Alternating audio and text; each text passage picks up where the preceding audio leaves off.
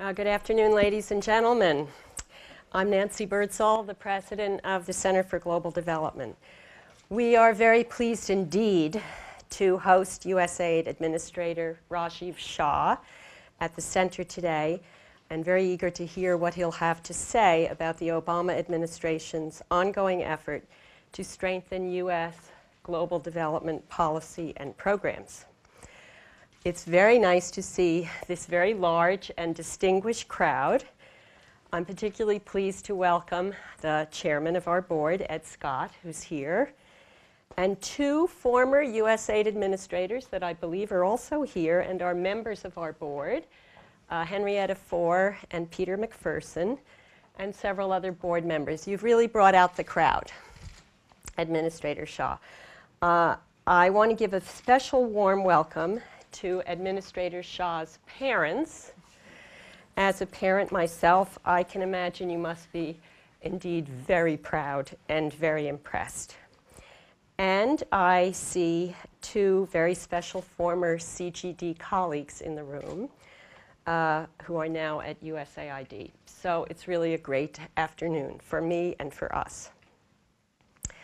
Administrator Shah, you can see by this crowd that there is plenty of interest in Washington in development and in smarter U.S. foreign aid. But I do think, honestly, the crowd also reflects a particular interest in you, in what you yourself have to say, in what is, I believe, going to be a major speech on U.S. development policy and programs. When Secretary Clinton spoke here at the center just a year ago, she made these two promises: that she would elevate development to an equal place with defense and diplomacy in U.S. foreign policy, and that she would work to ensure USAID becomes once again the world's premier development agency. I do think one of the best steps she could have taken in those two directions was to appoint Administrator Shah as head of USAID. As many of you know, the Center's research, policy work, and communications are all about improving the policies and practices of the rich and powerful around the world toward the world's poor and vulnerable. With President Hu of China meeting with President Obama today, there is a lot of talk about geopolitical shifts in power and influence, and what feels like a diminishing role for the United States in the world. But this is wrong. The diminishing role is not right. The United States is still the world's largest economy and the leader of the free world, and still has enormous unrealized potential to make a difference in better lives beyond our borders, in line with our values as a democratic and generous nation and our interests in our own security and prosperity. So at the center, we pay a lot of attention to what the United States is doing on development.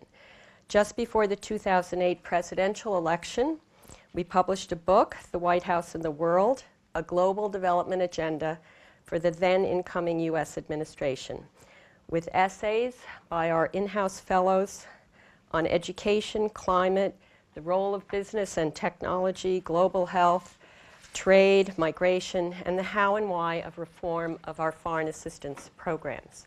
Among the recommendations in that book were that the president use his bully pulpit to champion global development and generate bipartisan support for fundamental reform of U.S. development programs and policies. The administration has since completed the first ever presidential study directive on global development policy and the Quadrennial Diplomacy and Development Review. We like the vision. The vision is there. At USAID, the leadership is now there. But this is a critical moment in development policy for the U.S. and for USAID.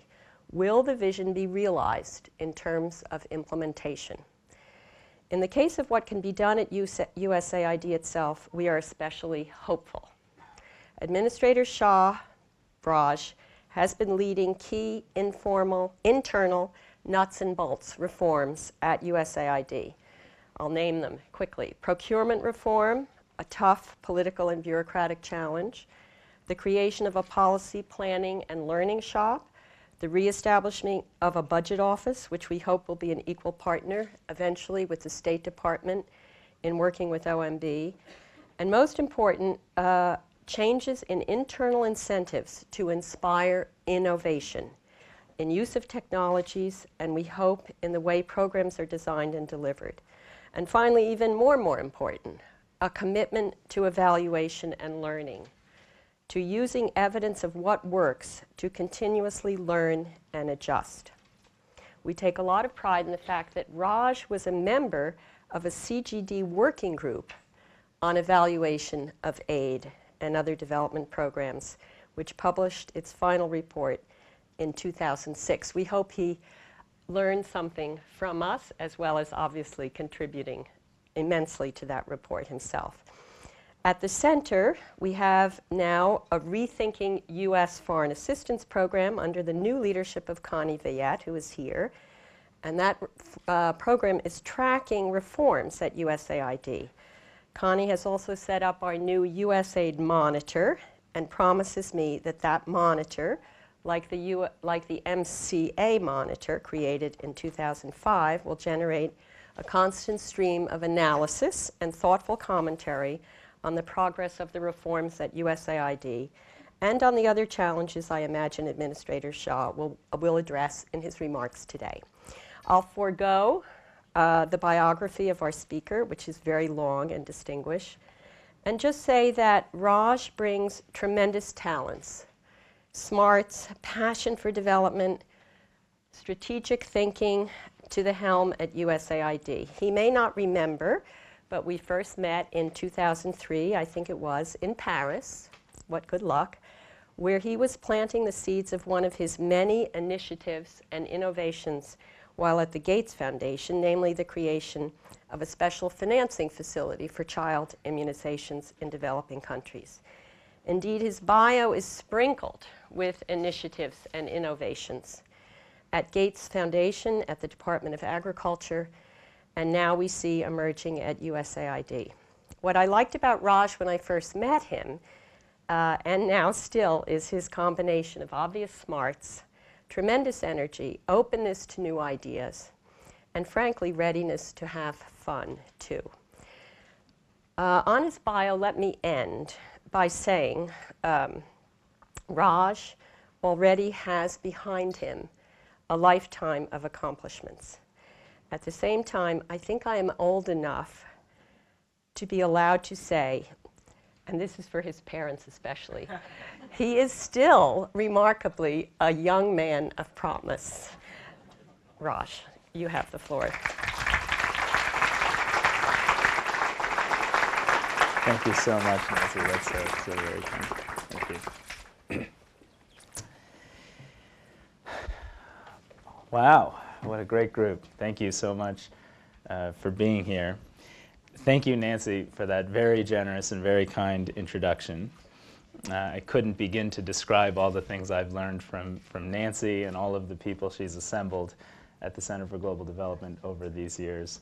And I won't go through the process of thanking every single individual here, but I do owe, as I look around this room, everyone here a personal thank you for your support, encouragement, and your support of development and USAID.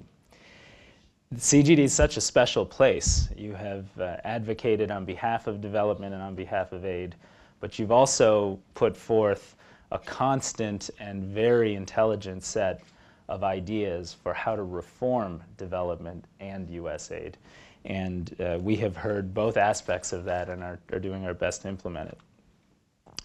You know, nearly every member of this administration, myself certainly included, has described our approach to development. Focused on sustainable economic growth, committed to mutual accountability, selective in scope, and concentrating foremost on results. But I'm not here to do that today. You don't need another speech on the principles that define our approach to development. Instead, I hope to describe how USAID has been busy executing that approach, and to ask for your help and your support to capture the limited opportunity I believe we have to elevate development as a major part of how America engages around the world.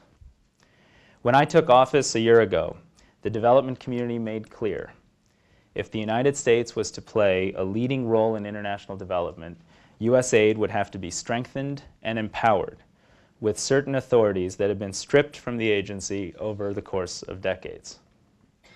We heard you. 1 year ago, Secretary Clinton began that effort right here, pledging that USAID would be rebuilt into the world's premier development agency. 4 months ago, President Obama stood in front of the United Nations General Assembly and declared that goal to the world, making it a central pillar of his presidential policy directive on development. Just 1 month ago, we presented a blueprint for meeting that goal in the Quadrennial Diplomacy and Development Review. But we didn't wait. Earlier this year, we instituted a series of reforms we now call USAID Forward. Thanks to those reforms, our agency is fundamentally changing, becoming more efficient, more effective, and more businesslike, freeing our talented staff to achieve great results. We've embarked on this effort to transform how development is delivered because development is not and cannot be a sideshow. As the President and the Secretaries of State, Treasury, and Defense have all made abundantly clear, development is as critical to our economic prospects and our national security as diplomacy and defense.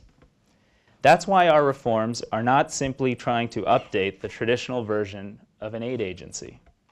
Instead, we are seeking to build something greater, a modern development enterprise. Like an enterprise, we are developing and executing more innovative and more focused strategies across each of our areas of excellence. When we unveiled our government strategy for meeting the Millennium Development Goals, we recognized the enormous development progress the world had made in recent decades.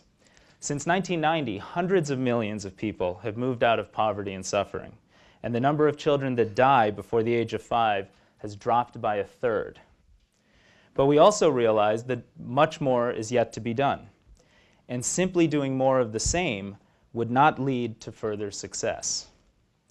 As a result, we've changed the way we work in each of our areas of focus. Instead of merely providing food aid in times of emergency, we are helping countries develop their own agricultural sectors so they can feed themselves. We launched Feed the Future, bringing together resources across the federal government and engaging in deeper partnerships to extend the impact of our work. We are now leveraging more investment from countries themselves and from other donors towards this purpose. Firms ranging from General Mills to local African seed companies are all doing more. As a result, in just 5 out of our 20 focus countries, we believe we can help nearly 6.5 million small farmers, mostly poor and mostly women, grow enough food to feed themselves, their families, and break the grip of hunger and poverty for tens of millions of people. This is smarter and this is less costly than dealing with the food riots, famines, and failed states that are caused when people do not have access to food. In our Global Health Initiative, instead of scattered approaches that fight individual diseases one at a time, we are pursuing an integrated approach that will generate efficiencies and strengthen health systems.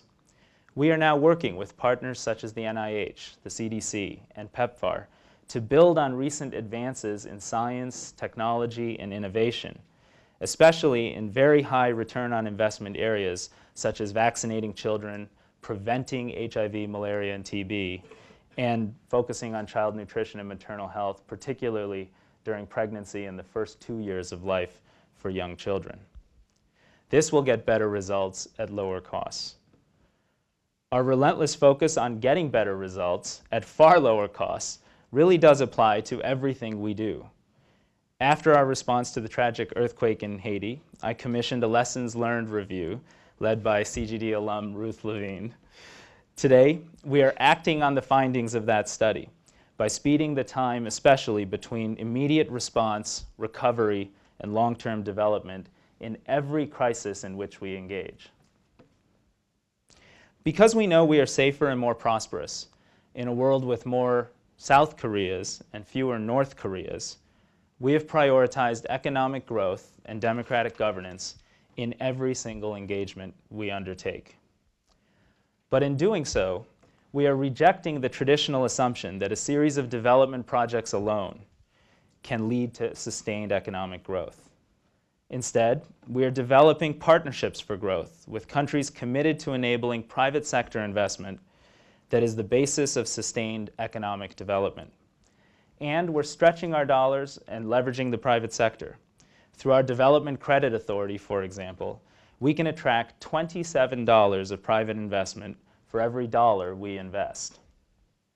Instead of merely paying to hold more elections, we are now funding new open government technologies to quickly and significantly increase transparency, so citizens can hold their own governments accountable. For example, our new Development Innovation Venture Fund, inspired by a venture capital model of investment, supported an effort to test the use of mobile phone-based election monitoring systems in Afghanistan.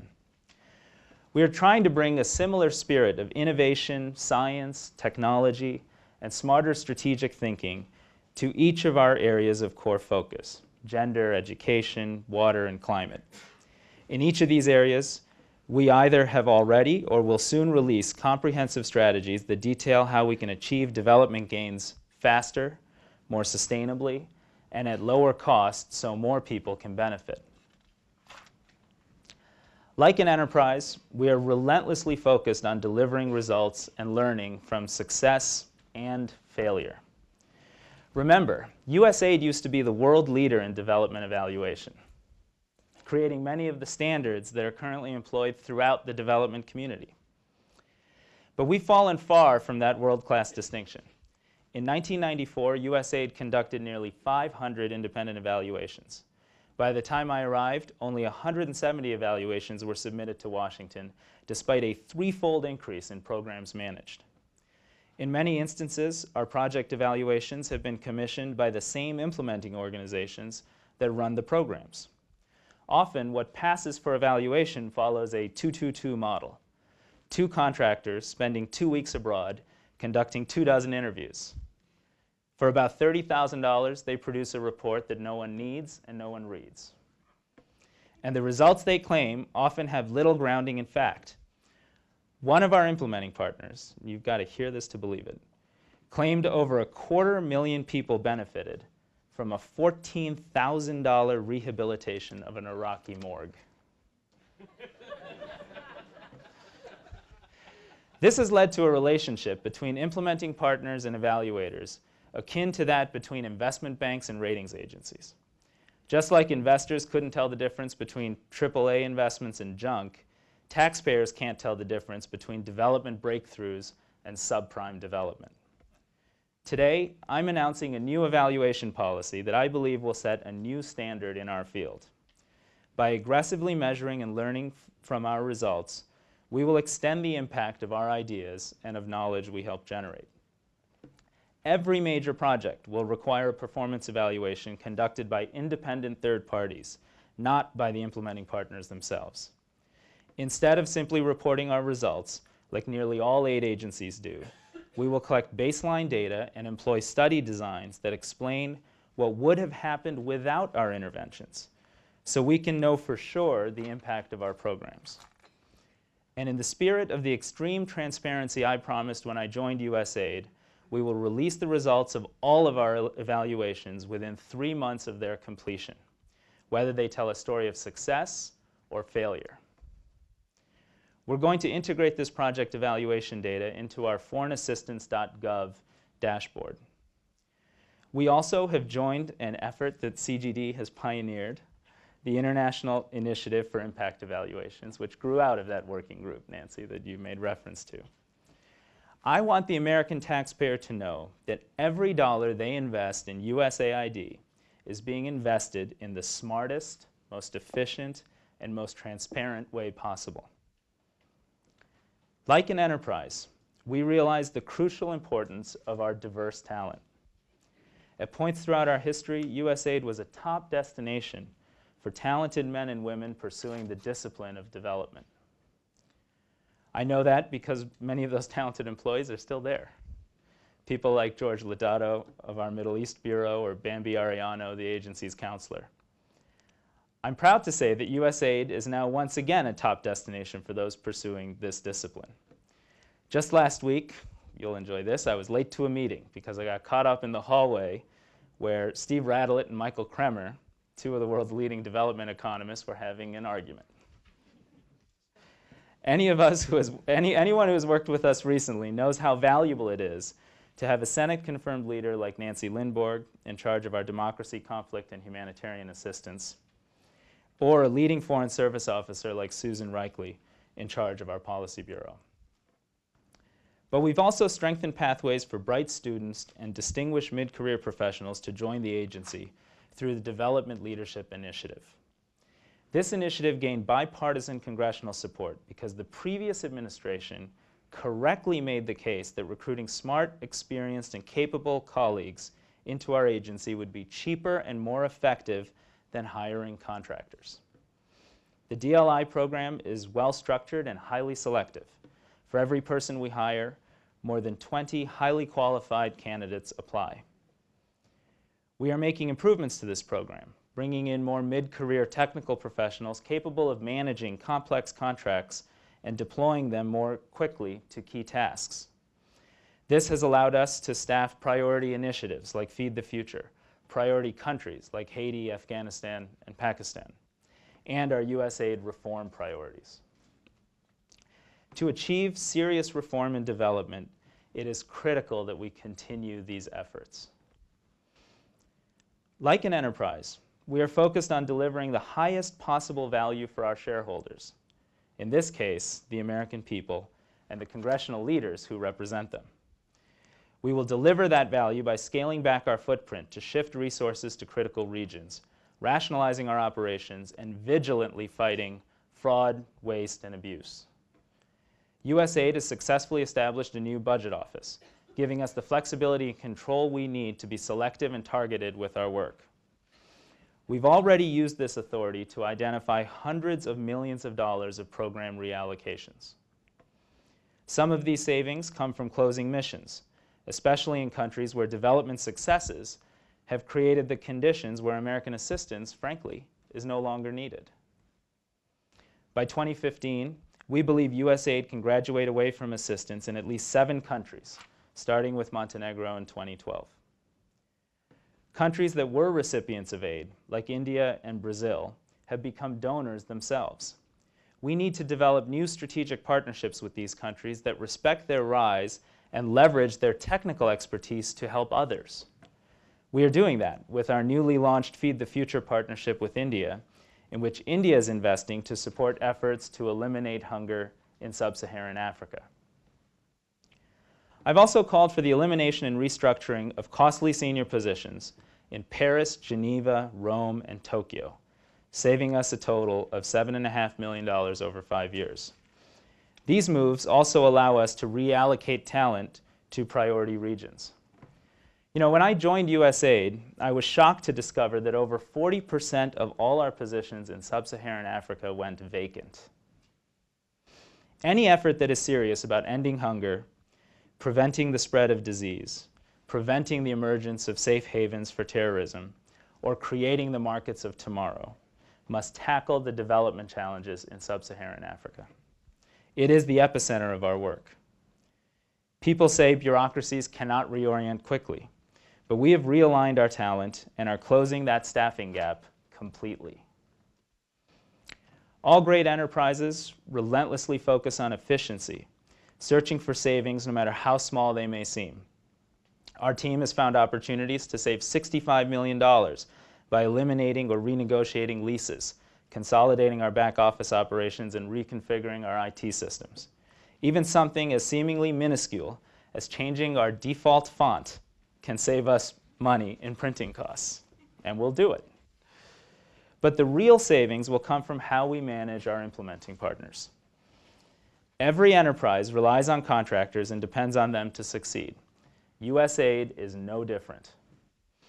But I want to make it clear, we do not work for our contract partners. Our contract partners work for us.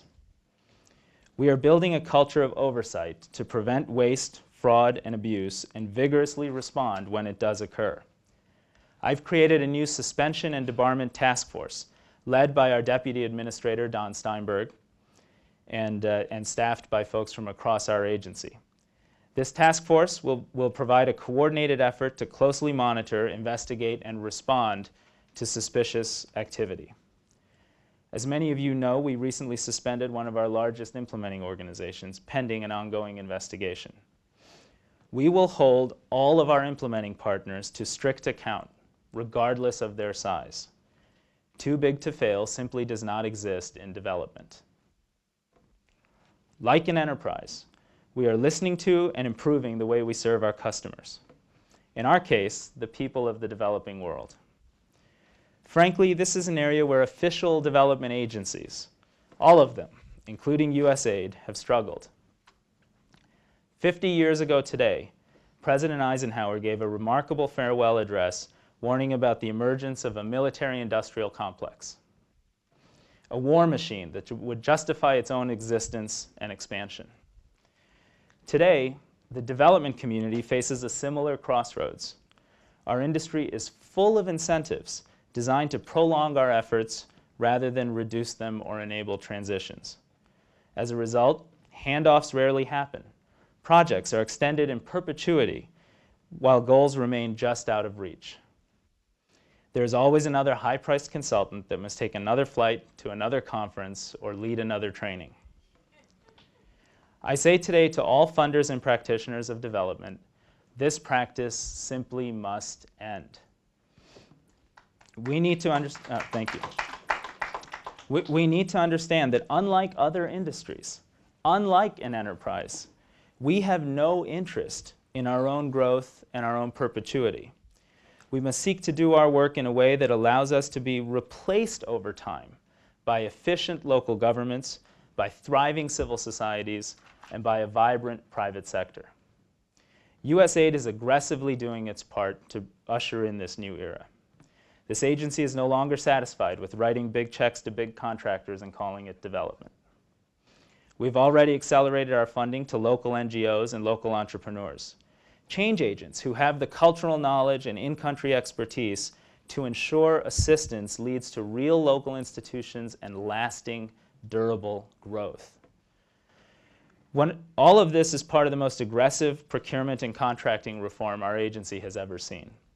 One of my best days as administrator was signing an order that created a vehicle to compensate local partners based on their performance, the number of healthcare workers trained, or the volume of crops actually produced, rather than on how many people were employed, how many trucks were purchased, or how many times people flew to a country for a visit.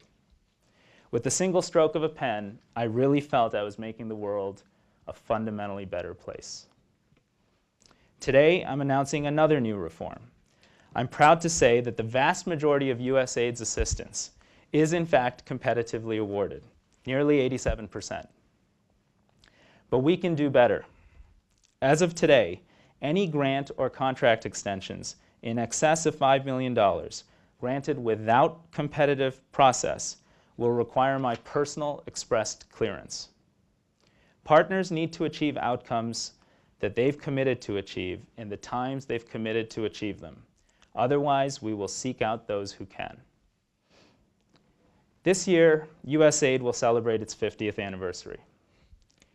Reflecting on our anniversary has really reminded me of the first time I ever even heard about USAID.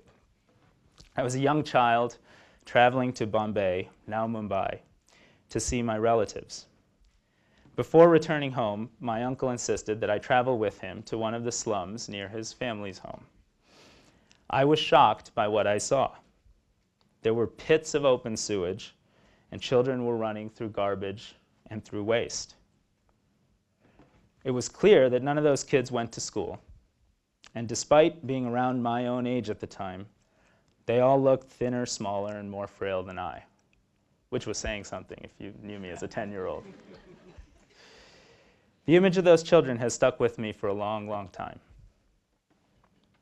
We were the same age and the same race, but the lottery of life guaranteed they would have very, very fundamentally different futures. As we were leaving that slum, there was another image that also stuck with me.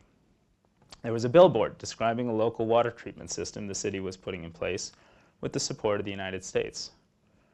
And right in the middle of that billboard was a logo depicting a handshake, the logo of USAID. In recent years, we've added a tagline that represents that handshake, from the American people. But in my time now at USAID, I've come to learn that our assistance is not just from the American people. It's also for the American people. Our assistance develops the markets of the future. Longtime aid recipients like India, Indonesia, Poland, and South Korea have become strong trade partners in markets for American goods and American services. I traveled back to India with President Obama just a few months ago, where we saw a solar-powered micro-irrigation pump being sold to small farmers. The solar cells were manufactured by a small company in Georgia called Suniva. That company is growing. They've already created hundreds of manufacturing jobs outside of Atlanta, and they soon plan to build another plant in my home state, Michigan. That transaction, which brought a solar manufacturer from the United States to selling their product to rural, small-scale farmers in India, could simply not have happened without the sustained commitment of U.S. foreign assistance. Our nation's economic future will be in part determined by the countries in which USAID currently does have a strong presence. In 10 to 20 years, being competitive as a nation will require being able to sell products to an emerging middle class in Asia, Latin America, the Middle East, and sub-Saharan Africa. In fact, the combined economic potential of African countries is higher than the current GDP of China. One of the reasons China is expanding its work in Africa at a much higher rate than nearly all Western countries. But even today, the developing world looms large in America's economic fortunes. Our country's fastest growing markets, representing roughly half of U.S. exports, are developing countries. In 2009, we exported over $500 billion to those countries, and more than 90% of those export revenues went to small and medium-sized U.S. companies, precisely those firms that are the engines of job growth in our country. That's why for every 10% increase we see in exports, there's a 7% decrease in the unemployment rate here at home. But in addition to keeping us competitive in tomorrow's global economy, our assistance keeps us safe today. In the most volatile regions of Afghanistan and Pakistan, we work side by side with the military, playing a critical role in our nation's efforts to stabilize countries and build responsive, viable local governance. On a daily basis, our people put themselves in harm's way, and they suffer casualties, working on the same problems as our military while using far different tools. In Afghanistan, we're helping to improve agricultural yields in the Arghandab Valley, stabilizing a region in which our military suffered casualties to secure. As a result, farmers shipped the first agricultural exports out of Kandahar Airport in 40 years. We've also rebuilt the civil service in the southeast and helped fuel a 40% reduction in the growth of opium poppies that fund Taliban operations. In Pakistan, our Foreign Service national workforce and our support for local organizations allow us to go where others often cannot. Through our Office of Transition Initiatives alone, we now administer nearly 1,400 small-scale development projects in the federally administered tribal areas of Pakistan, responding quickly to local needs. In the Malakand province, we renovated 150 schools so that children seeking an education can look beyond extremist madrasas and find viable alternatives. I visited both countries multiple times over the last year, and I can tell you, whether it's establishing basic health services for Afghans or whether it's creating local shuras in northwest Pakistan to promote viable subnational governance, USAID's work is absolutely critical to keeping us safe and secure. As a community, we must strengthen the role we play in these situations. Based on decades of experience working in conflict environments, next month we will unveil USAID's first ever policy on the role of development assistance in countering violent extremism and counterinsurgency. Our policy will build on tools like the District Stabilization Framework, which was built in close collaboration with the Pentagon to bring a more data-oriented approach to identifying the true drivers of local instability and resolving them with more effect. Ultimately, our work needs to increase short-term stability while easing the transition between conflict, fragile peace, and long-term development. But when it comes to national security, our work goes far beyond partnering with the military to combat al-Qaeda and the Taliban. Over the last several decades, USAID, in partnership with the Colombian government, has launched several successful programs aimed at directing farmers away from coca cultivation. We've seen cultivation plummet by as much as 85% since 2005 in areas of that country where we did, in fact, do our work. And while USAID can work in active conflict or help countries transition away from violence, the most important thing we can do is prevent violence in the first place. As Secretary Gates himself has said, development is a lot cheaper than sending soldiers. He's also said that everyone should invest more in USAID. In southern Sudan, the USAID mission is working hard to ensure that an inspiring expression of democracy does not lead to yet another bout of regional bloodshed. Our team has been in Juba for years, implementing projects that set the stage for the recent historic referendum.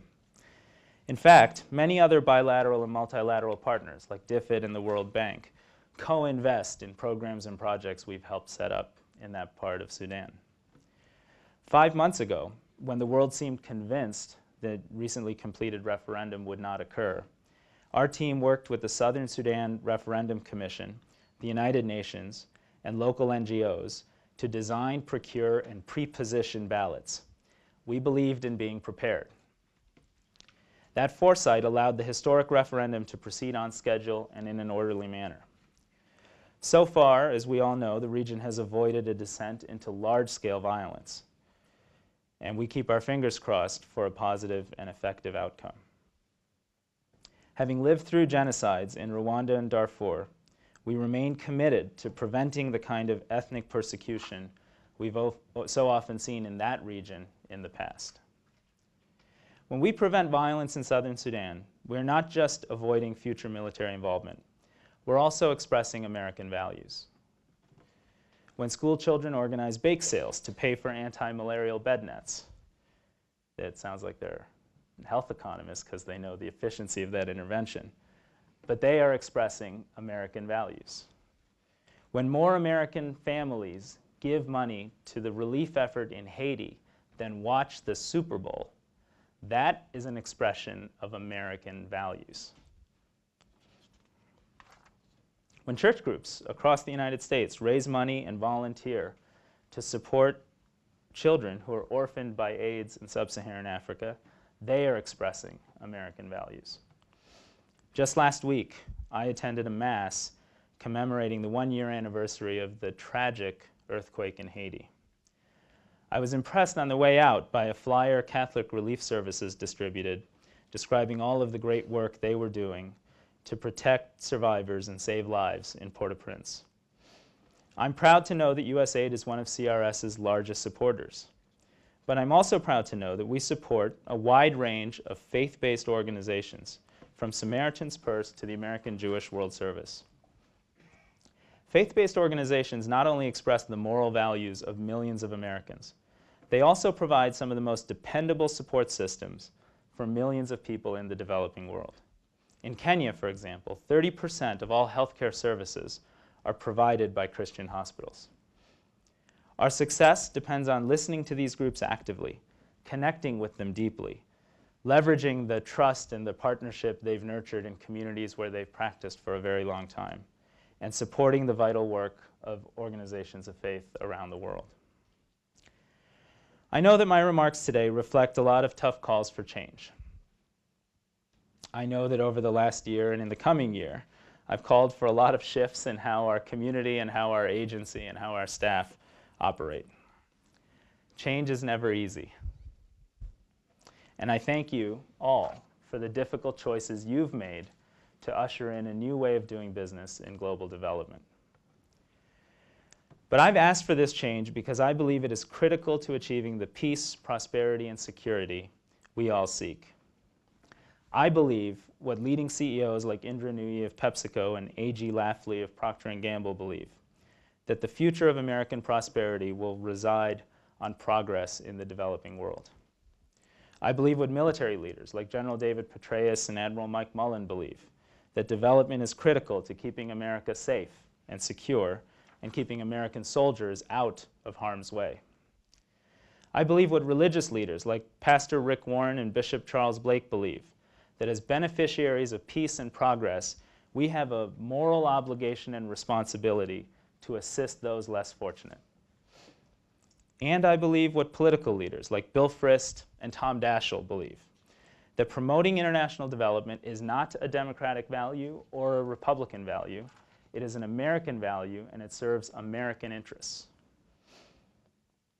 But I really believe what President Obama and Secretary Clinton believe, that together we have the power to create the world we seek, if we have the courage to embrace the opportunity and the willingness to do things differently. Now is the time to invest in USAID's capabilities, so we see the day when our assistance is no longer needed. We have worked, and our whole team has worked tirelessly to build a better path to the world we seek. Now we have to have the courage to follow it through. Thank you, and I look forward to our conversation.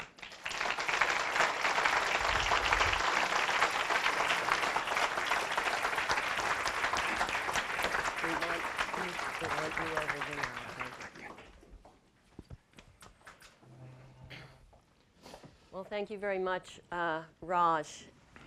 That was really an ambitious agenda you laid out, and it's I think we can have good hope that you'll achieve it because you've already done so much, as you explained.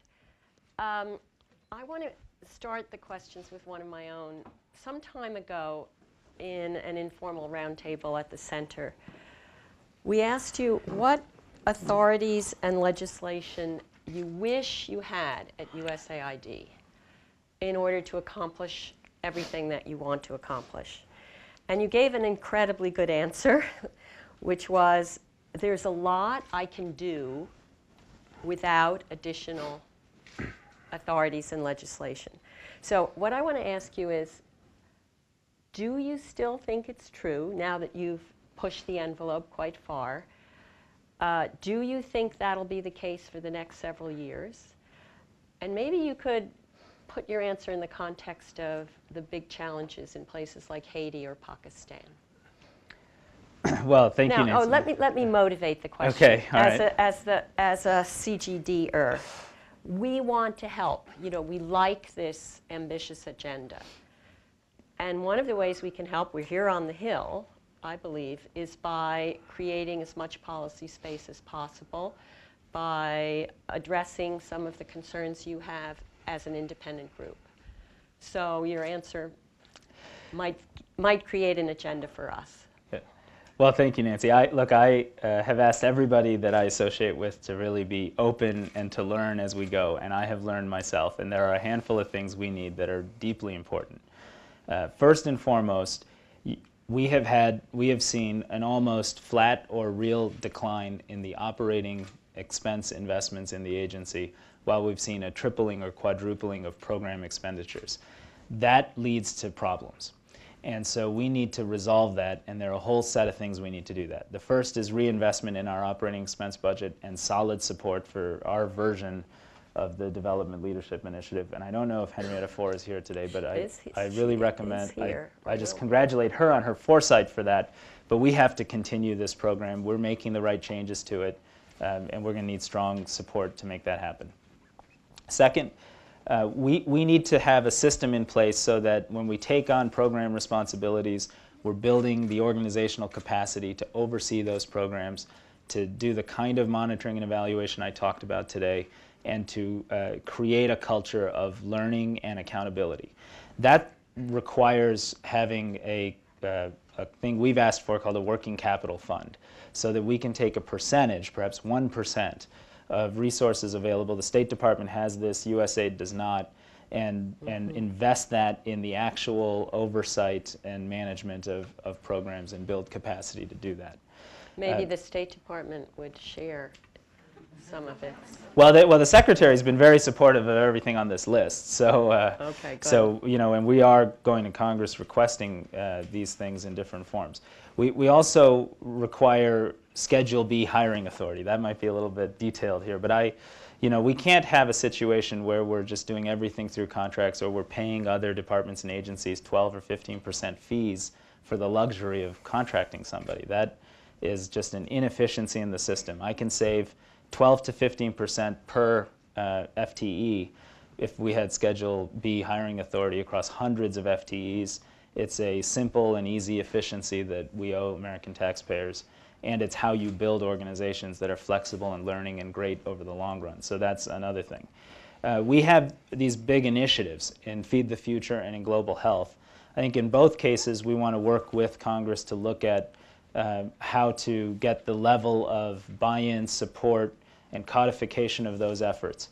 In food in particular, and I've said this before, a USAID administrator coined the term Green Revolution. And in 1968 or 69, I'm not sure the exact year, the single largest line item in our budget was fertilizer support for India because everybody thought hundreds of millions of people would starve to death. We, again, are today reading newspaper articles about a food price spike that will cause famine, will cause food riots, and will cause tens of millions of people to go hungry if prices continue to rise. And we need to reinvest in agricultural development. This administration has been deeply focused on this. The President mentioned this effort in his inaugural address. The Secretary has hosted the process of developing the program.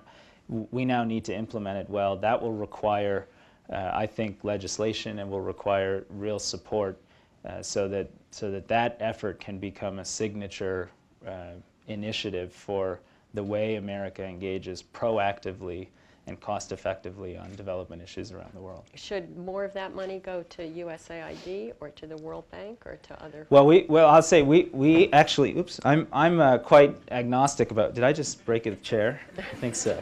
Okay. We do that to our guests. We do that to our guests. We're sorry. At least we're not actually in CGD.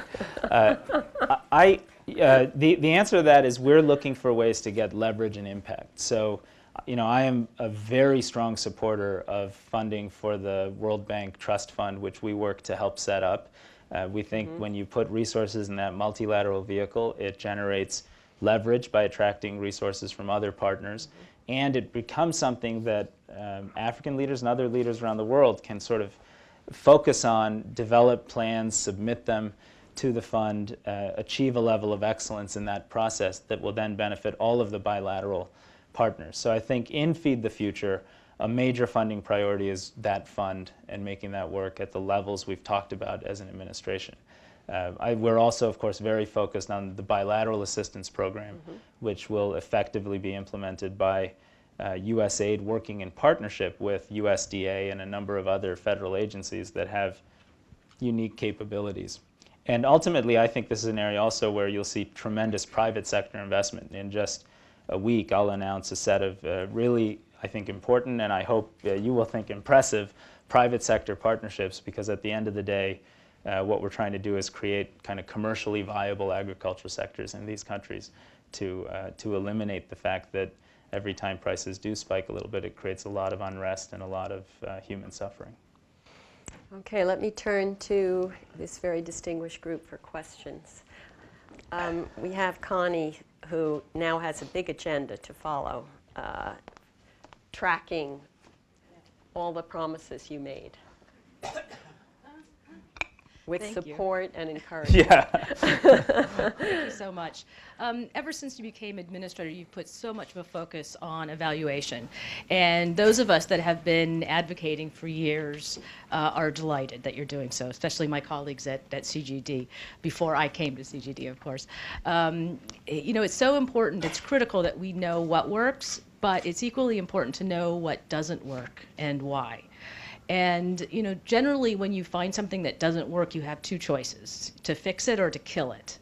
And I raise this question only because we're facing a tough budget environment where USAID may have to be doing more with less or with a stagnating budget. So I'm wondering how does the outcomes of this evaluation process feed into your decision making and budgetary policies within this environment? Will you ever end it instead of fixing it? Absolutely. Let me give you a couple of examples. First, let me, before I even start, say that Ruth Levine, who's here and who everybody in this room knows, is the person most responsible for creating and launching the evaluation policy, and I think we owe her a round of applause. For those of you who don't know, a former vice president at the Center for Global Development. That too. And one thing I want to just highlight, because I think this is true of all development organizations, not just USAID, is we do a lot of, in our sector, a lot of reporting on results, but not enough measurement against counterfactual.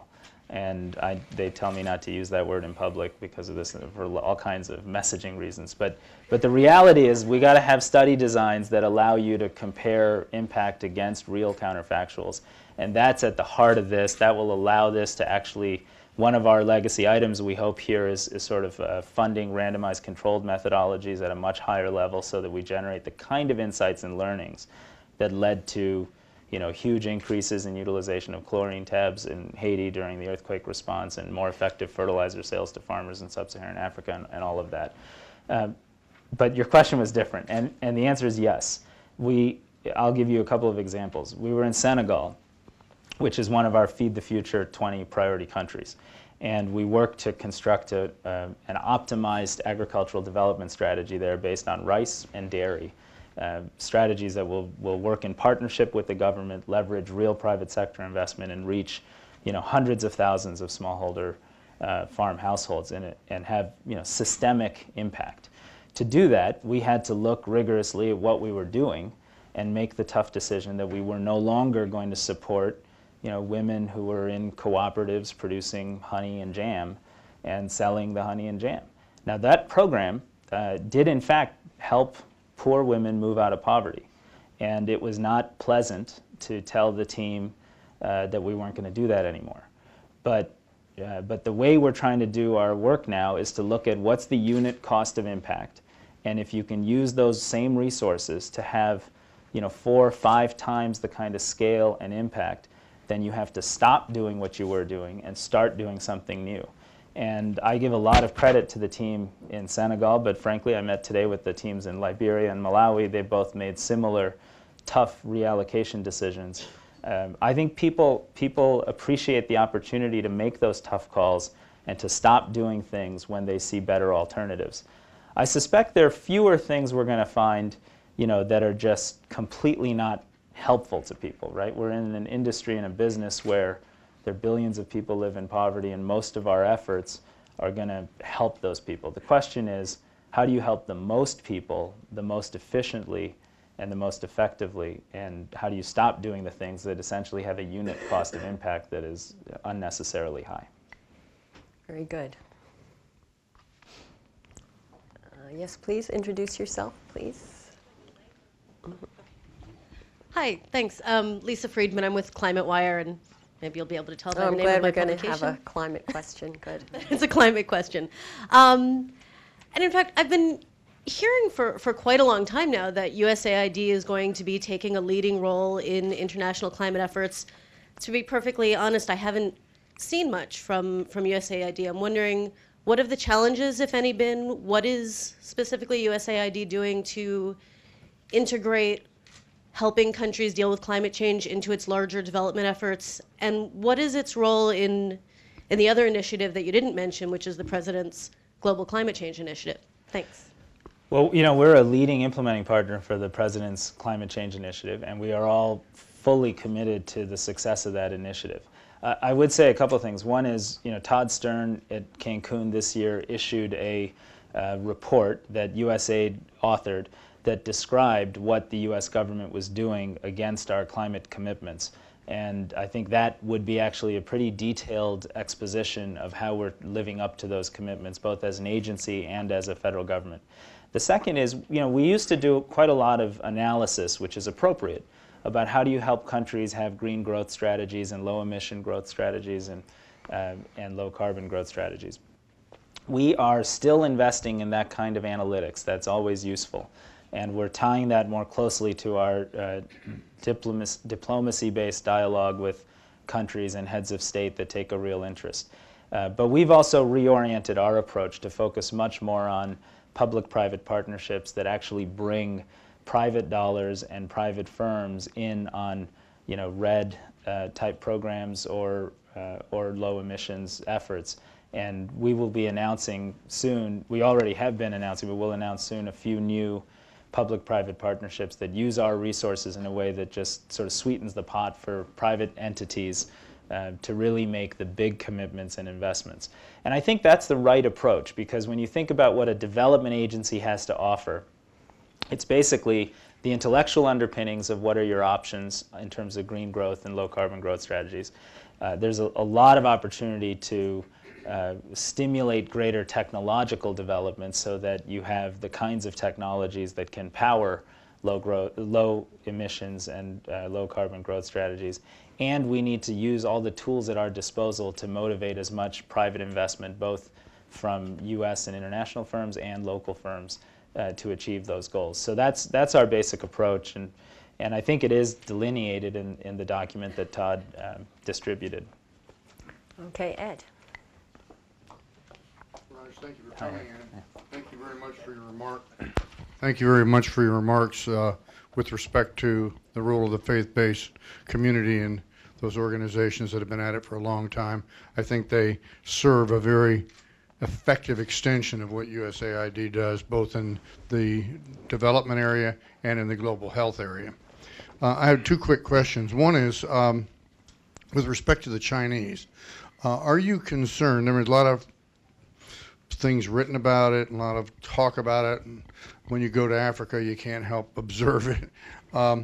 Are you concerned that the Chinese, because they don't have to behave kind of the way we are obliged to behave because of our legislation and regulations, that they are going to tie up commercial relationships and tie up access to commodities in a way that is very disadvantageous to the United States? And do we have a strategy to respond to that? And secondly, in the areas where there's conflict or crises, such as Afghanistan and Iraq, and we read that the military is playing such an extensive role in development, are you involved, and are you satisfied that there are some sensible training and preparation programs so that the military can do what it does in the area of development in the most effective way? Well, thank you, Ed, and those are both big questions, so I'll try to be effective at answering them. The question about China, I'd say two things. First, we are engaged with our Chinese counterparts in a real dialogue about, and actual programmatic partnerships in places like agriculture and Liberia, so that we can develop more experience working together, we can coordinate our efforts, and we can try to establish an appropriate set of standards for how assistance is provided and what the outcomes of that are and who benefits, and making sure that the benefits accrue both to partners that are making the investments and the countries that are often the recipients of those investments. So we're in an active dialogue. I visited the Strategic and Economic Dialogue with Secretary Clinton and Secretary Geithner in China. Our teams are part of the discussion during this current visit. Second, I would say, and I made a point in the speech of highlighting this, the Chinese investment in sub-Saharan Africa is a multiple. The rate at which they're growing that investment is a multiple of what Western countries are doing.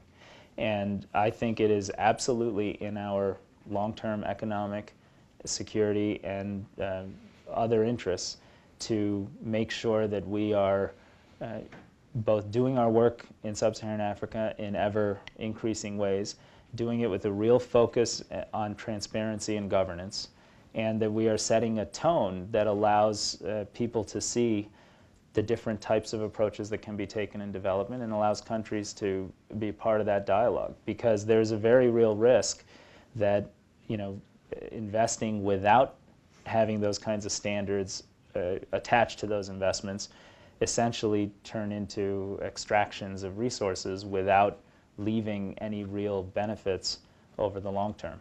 So it is, I think, in our interest to expand our work in sub-Saharan Africa. And this administration, if you look at the resources, has proposed that in a very consistent way through primarily our initiatives. With respect to the military, I've now had the chance to work quite closely with senior leadership there and visit our programs in active conflict zones.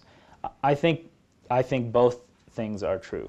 Development practitioners have to do a better job of understanding the political and operational priorities of a military campaign and providing our guidance and our ideas in a manner where it can be heard by a system that necessarily is going to be thinking about what happens in a month, what happens in 6 months, what happens in a year, what happens in 2 years.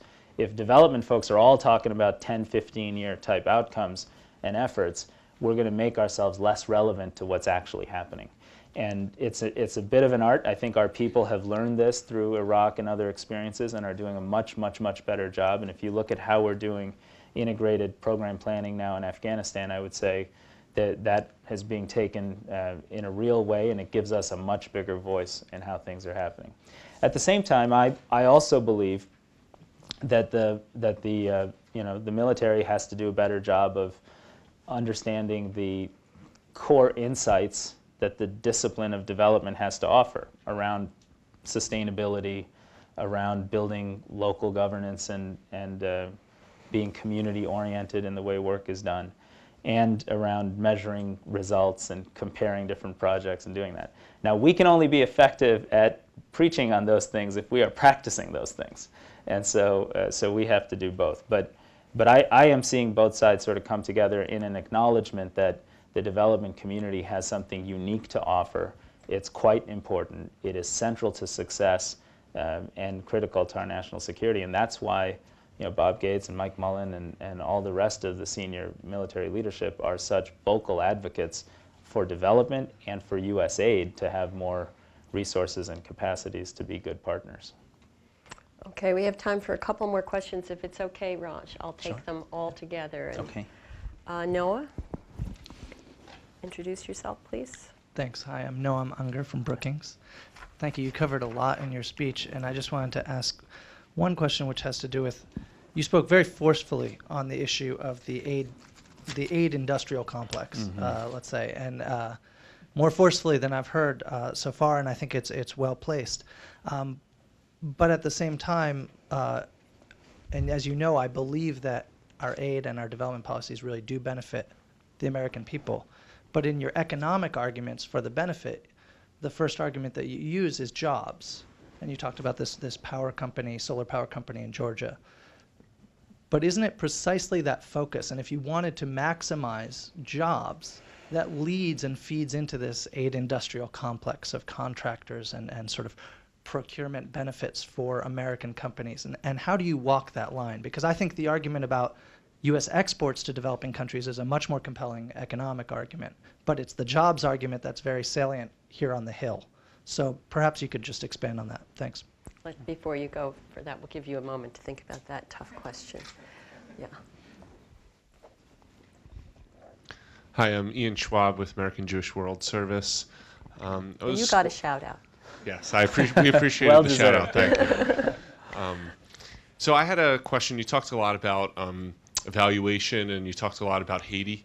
And I wanted to ask you a sort of question that deals with those two issues. So I was wondering if you could evaluate USAID's work, particularly in, let's say, the last 6 to 9 months, not the immediate aftermath, and particularly in relation to partnerships with Haitian civil society groups and Haitian businesses, and also in relation to how you do smart evaluations when there's such a complicated situation and there's so many players working in similar fields. Okay, that's a good one.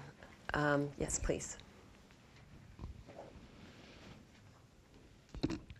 Hi, Jerry Hagstrom from the National Journal and the Hagstrom Report.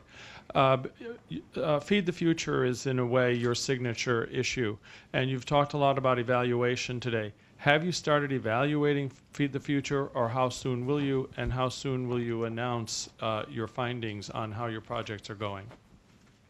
I'm going to add one more. It's unfair because then you only get 1 minute to answer them all. But it means you can skip some if you want. We've been concerned about how development, a voice for development, can be a stronger one at the National Security Council and the National Economic Council. And this came up in the context of climate, where it's not just about implementing programs, but about overall strategy of the U.S. as it affects developing countries. And then I think it comes up in the context that you raised in answering the question about the frontline states, that development practitioners should be more conscious and understanding of the short-term imperatives of the military and perhaps the diplomats.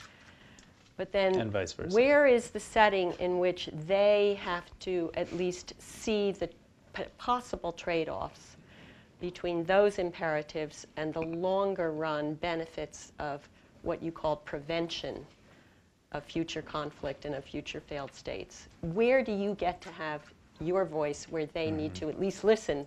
The decisions might not be exactly what the development world would always want, but where there's a recognition that there is a trade-off. That's good. I'll take those in order. On the first question, Noam, thanks for it. I think of them as actually very different things. We're not proposing creating jobs by supporting, in a tied assistance manner, job creation through contracts. The partnership between Jane Irrigation and Suniva is actually based on the fact that Suniva has the most appropriate solar panel for the small, cheap PVC-based micro-irrigation system that Jane had created. And it was our assistance work that helped that partnership come together and work, but it was not a sort of mandated rule that they would have to source solar panels in the United States. But that's okay. It doesn't have to be. The whole point is to allow markets to operate and to allow people to look for wherever they can find those types of opportunities.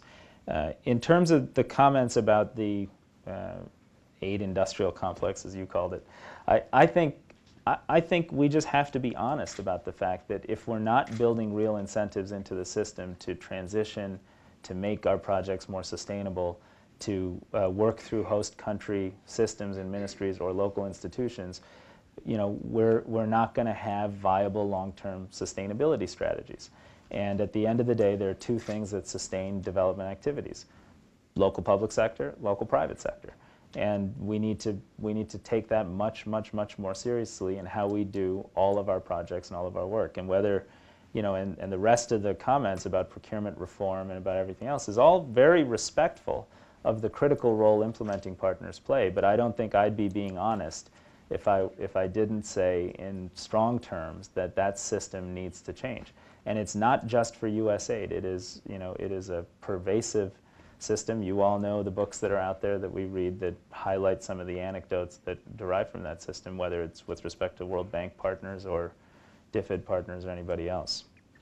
On evaluation in Haiti and how we did over the last 6 to 9 months, I think we have actually done the Haiti lessons learned to start to answer those questions. That'll be a publicly available document, and we're making some changes based on it.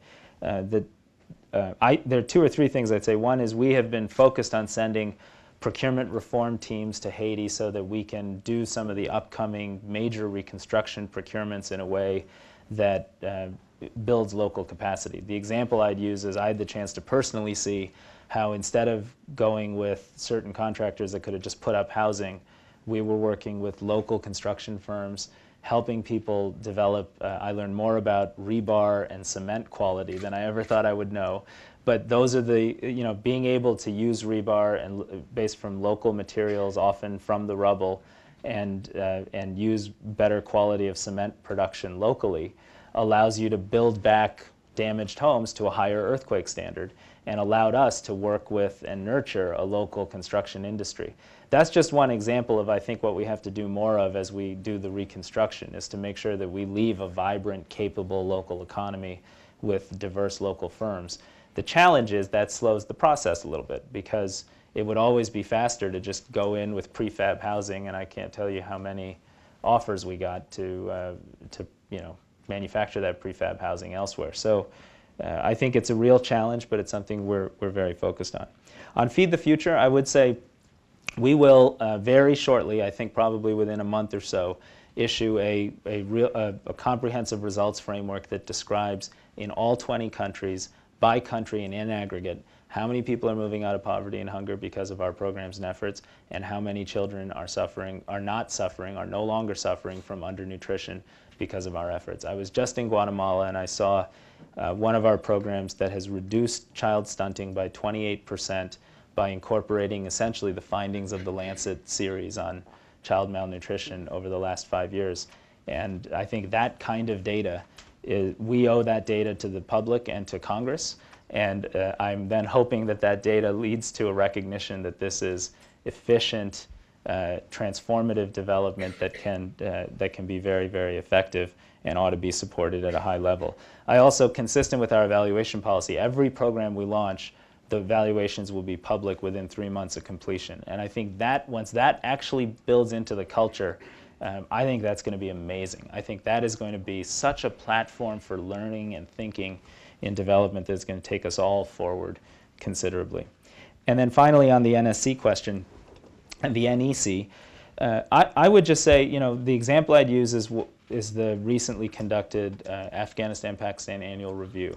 That was a review. The findings are, there's a public version of the findings that talk about the need, that talks about how we've had serious gains against the president's strategy. We remain committed to that fundamental strategic approach, and our goal now is to make those gains sustainable and durable.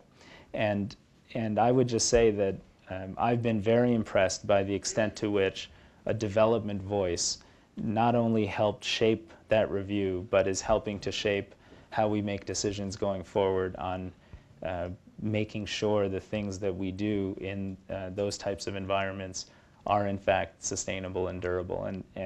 But like I said, I think in order to have a seat at that table, as we now do, we have to be self-critical and understand that our perspective has got to be relevant to the short term as well as the long term. And so it's a little bit of a give and take. But I'm excited that development has that seat at the table, because it leads to better decisions that will save lives and save money. And ultimately, it leads to our overall message that development is in fact a core part of both our economic security and our national security. Would you all join me in thanking Raj Shah?